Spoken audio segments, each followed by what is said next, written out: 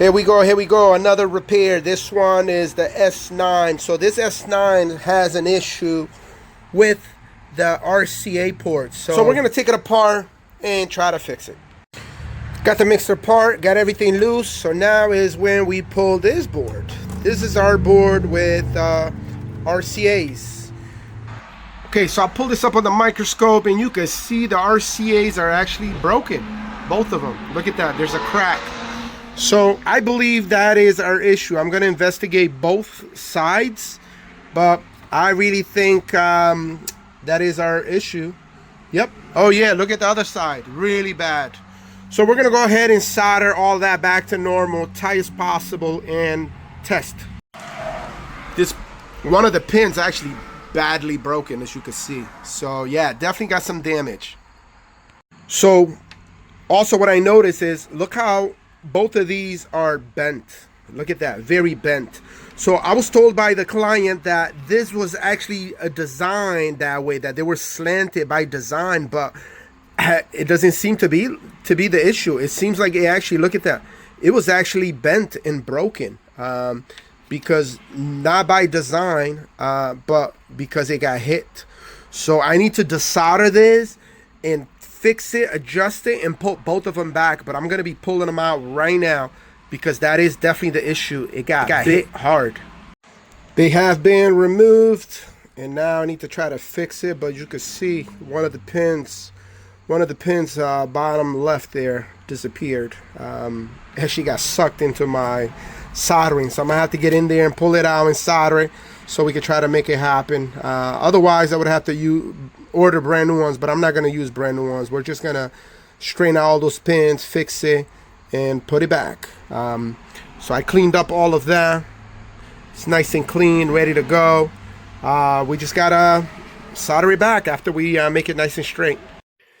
Getting ready to solder these babies, but as you can see, look how perfect they are now.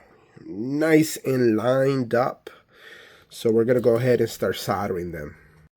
Check it out, that nice and clean solder. Looks really good.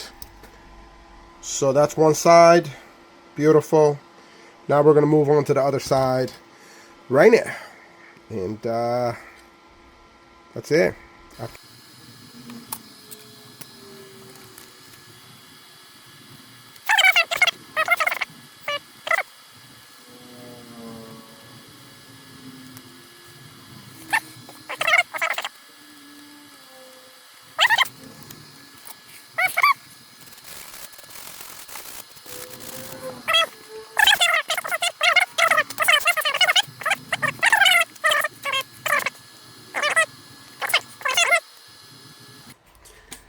Let's put this thing together.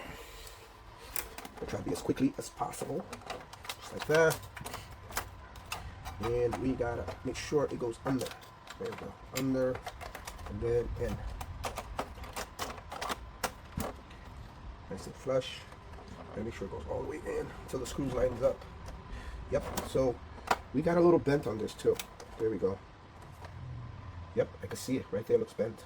So I'm gonna take it out and try to straighten this out a little. Yeah, you can see that's big time indented. I'm gonna have to use something. Yeah. Both of them. Shoot. Let's see if I can make it flush like this. There we go. That worked. Oh yeah, that was great. Just like that. Flat. Yes, yes, that looks really good.